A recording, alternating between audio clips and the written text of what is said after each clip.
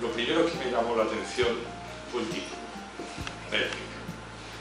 Porque la verdad es que con Chantal yo sabía que era belga, pero porque alguien me lo dijo, no ella. Ella mantenía esa identidad o esa no identidad, ahora hablaré un segundo de esa cuestión, mantenía como en secreto, no sé si como un enigma o como un secreto, y ahí podemos matizar. En cualquier caso, no era un tema que Chantal pusiera sobre la mesa.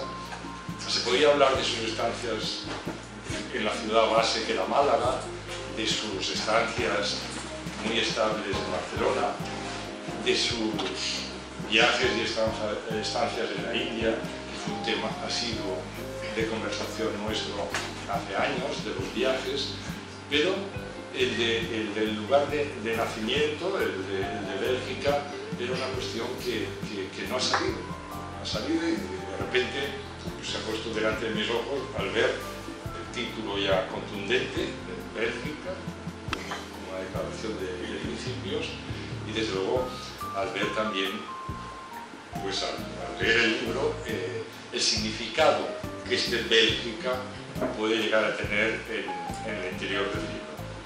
La verdad, Chantal, que Bélgica es un país bien curioso.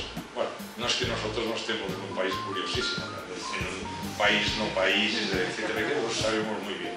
Pero Bélgica es un país que más allá, de entrada, hay esa disociación de comunidades que se ha hecho tan intensa.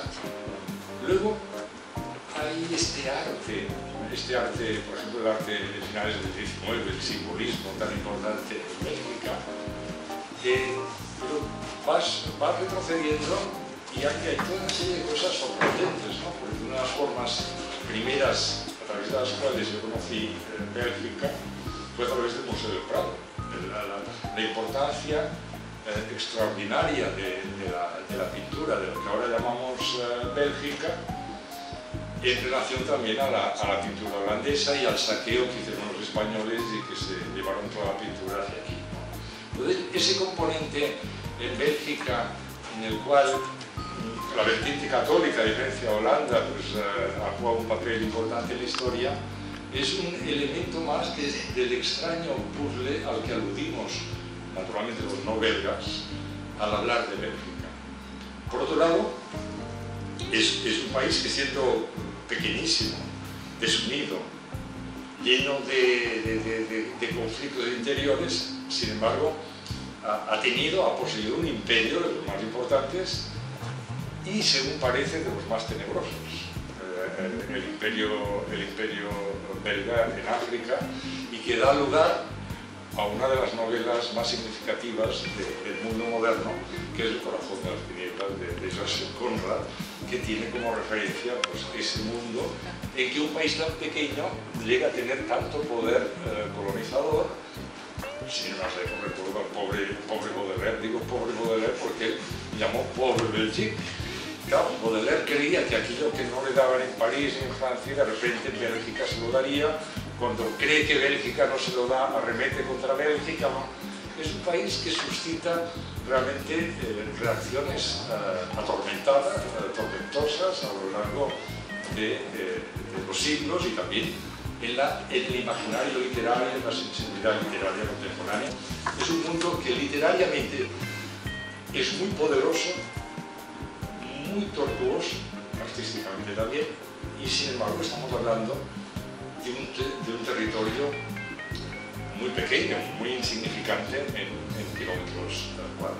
Por tanto, lo primero que me llamó la atención es que de repente Chantal diera un viraje a su propia actitud y pusiera en primer plano, incluso como título, Bélgica.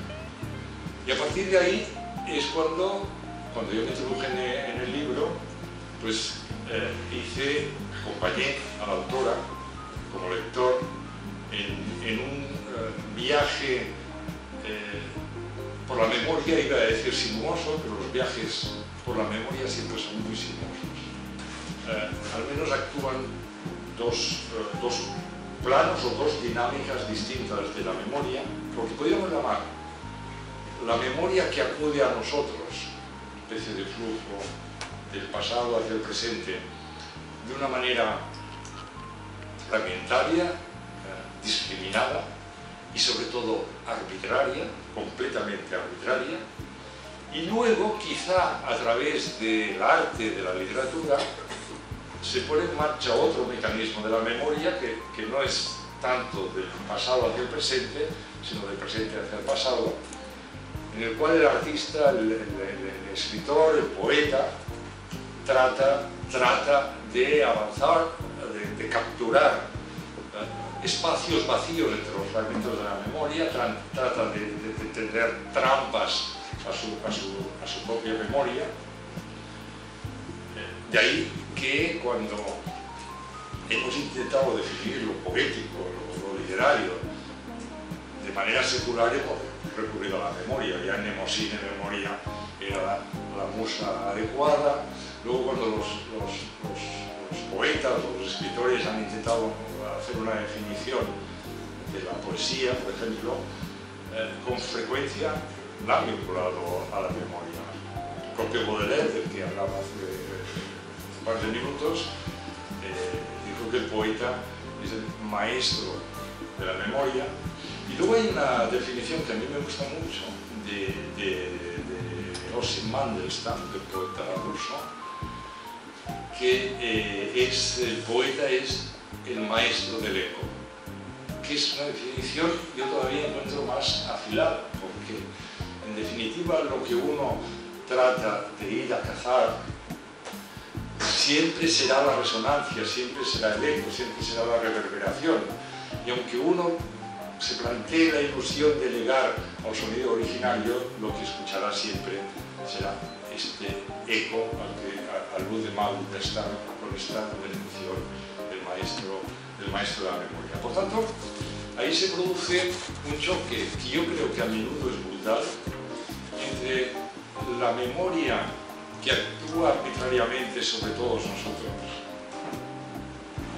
y la memoria que uno trata de cazar a través del proceso artístico, a través del proceso poético, el proceso literario. Además, la primera memoria, la memoria de lo que llamamos recuerdos, fíjense que es completamente amoral, no diría inmoral, pero es completamente amoral. Lo que nosotros, los recuerdos acuden a nosotros no según ninguna consideración de índole moral, sino según la intensidad del acontecimiento que nosotros guardamos en algún desván extraño de lo que llamamos la mente, el alma o el espíritu. De ahí que los recuerdos sean completamente injustos. Nosotros podemos recordar a una chica con la cual estuviste una hora y olvidarte de otra con la cual estuviste 6 años. Y esa que estuviste una hora vuelve y vuelve y vuelve y vuelve y tú no puedes hacer nada para que vuelva o no vuelva. Igual era malísima, pero te da lo mismo. No olvídate porque tú no puedes hacer nada. Entonces, esta es la memoria, digamos, que acude hacia nosotros de manera fiera y de manera salvaje y de manera indómita. Y luego la otra memoria, la memoria del artista, yo diría que es más moral, en cierto modo la ética. Casi podríamos decir que la moral del poeta pasa por la construcción de esa memoria, pero siendo más moral, sin embargo, es menos libre. Con lo cual, finalmente, son dos trenes que están continuamente chocando.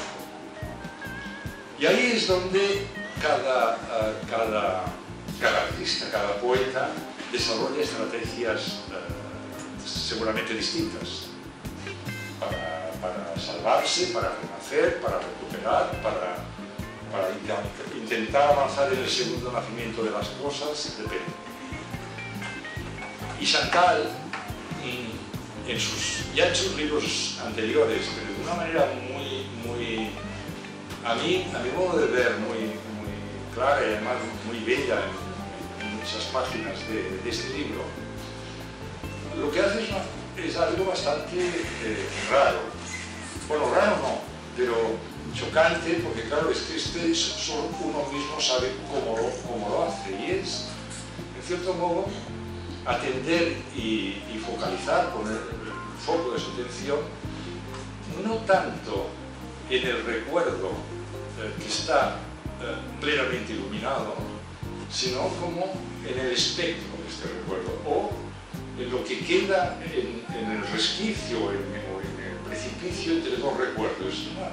Es algo raro, bueno, cada uno evidentemente tiene su estilo, es algo raro, muy sugerente, muy sutil, porque es como, sí, eso está claro, cuando hablamos de la memoria, que la línea recta no es la más rápida entre dos puntos y que 2 y 2 no son 4, esto ya lo sabemos todo, ¿no? Pero en el caso de Chantal es la negación directa de esta línea recta.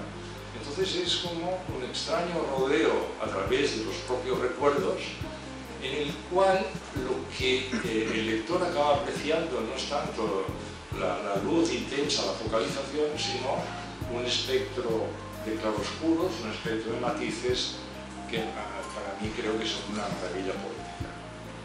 Claro, ahí se nota mucho, creo yo. Vamos a ver, yo creo que la literatura, incluso el escrito como fórmula lapidaria, la literatura es experiencia más experimento, para mí.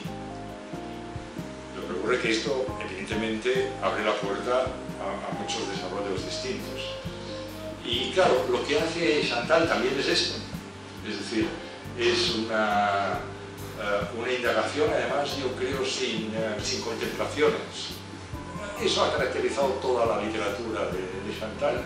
Creo que es una contempladora que no tiene contemplaciones en el momento de contemplar, o sea, va a saco, directa.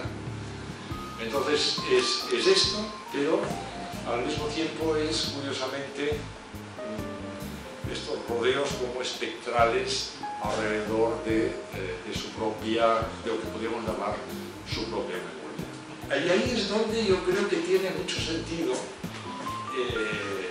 Bélgica, incluso como título, o sea, Bélgica como paradigma en el texto, e incluso como título, porque es probable que Chantal ame mucho más otras cosas, o ame mucho más otros nombres. Estoy seguro que si dices Benarés, es un nombre que a ella le suscita más átomos de amor que Bélgica, seguro.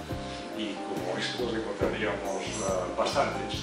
Pero sin embargo, en un momento determinado, para ella se hace necesario esto, y creo que se hace necesario de una manera que también reconozco como afín. Es decir, intentando situar la patria no como un elemento nostálgico del pasado, o el origen no como un elemento nostálgico del pasado, sino algo que en realidad está en el futuro. Entonces, claro, cuando uno indaga en la memoria sin ánimo nostálgico, sin que esto se convierte en añoranza, sino que la memoria, en cierto modo, es algo que nos hace viajar también hacia el futuro, la memoria adquiere una dimensión completamente distinta, que es la que yo creo que es esencialmente poética. Cuando yo vinculo poesía y memoria, creo que no lo puedo hacer a través de un ejercicio de nostalgia, sino un ejercicio de construcción del futuro. El futuro, si se quiere, inestable, si se quiere, un futuro que no está ni salvado ni salvaguardado desde ningún lado, pero de construcción del futuro. Y eso es lo que, a mi modo de ver, digo, así he leído yo Bélgica, me parece un libro espléndido, un libro en el cual Chantal da un paso más en una indagación muy personal, indagación en la cual lo visual y lo imaginista es muy importante, no solamente porque aquí nos traiga fotos de ella misma, sino porque ya lo era. Y por mi parte, pues nada más, decir que he disfrutado, Chantal, mucho con la lectura de tu libro, y que me parece que es una gran lección de poesía. Gracias.